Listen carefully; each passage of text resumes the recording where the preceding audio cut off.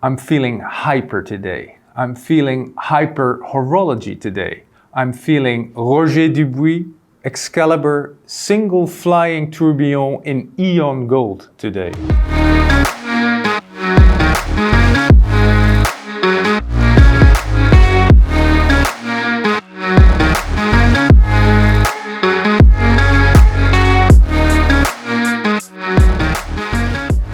I will tell you all about this watch in a minute, but first let me introduce to you Mr. Roger Dubuis, the man who gave his name to the watch brand. He started working for Longines at the end of the 1950s, then moved on to Patek Philippe, where he developed complications for that prestigious firm. And in 1980 he started his own atelier, and in that atelier he worked for several brands. 1995 is a big year for Roger Dubuis because that's the year when he started his own brand, together with Carlos Diaz, a former designer at Frank Müller. And 4 years later, in 1999, the first watches under the Roger Dubuis brand appear. A couple of more important years for you. 2005, the first Excalibur appears, the predecessor of this watch. 2008, Roger Dubuis and Carlos Diaz sell 60% of the shares to Richemont Group. Later on, the group gets full ownership.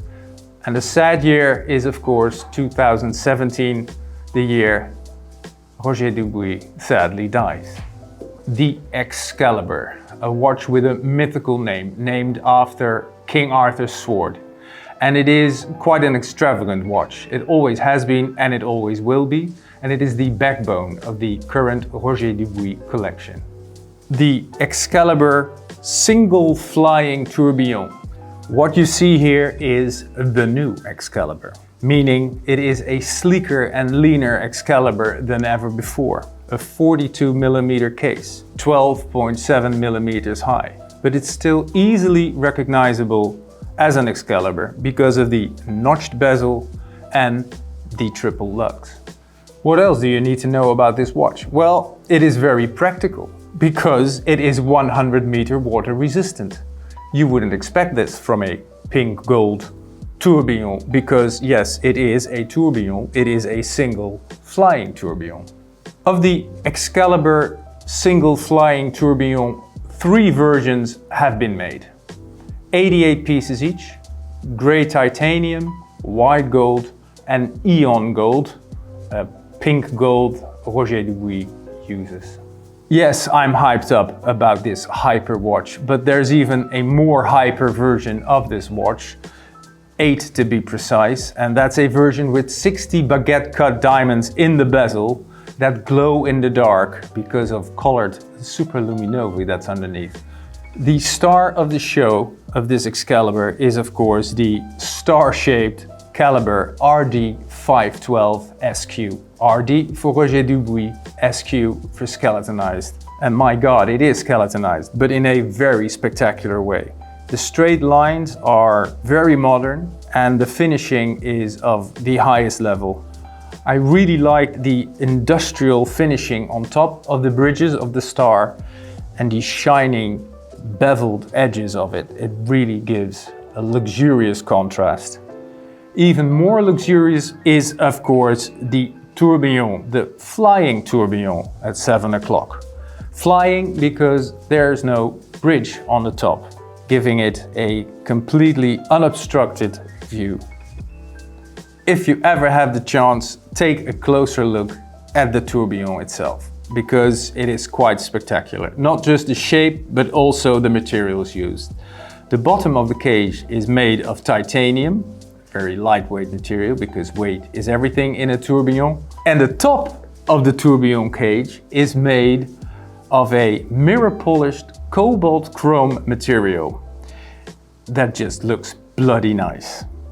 What else do you need about this in-house movement? Well, that it has 72 hours of power reserve and that it is a hand-wound movement.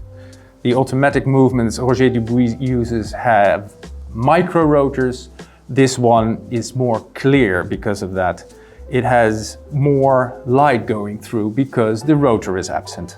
Another important thing about the movement and the watch is the fact that it has the Geneva seal. So it's made in the canton de Genève and it meets to the very, very high standards they set up to obtain that seal.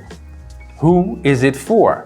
The Excalibur single flying tourbillon with a price tag of 153,000 euros. If you say it's slow, it's even more money. Well, according to Roger Dubuis on their website, they say it's for hedonists, people who enjoy life, pleasure seekers. And I think that is spot on. I don't live a hyper life, but I sure like it. And that is because of the stunning movement mostly.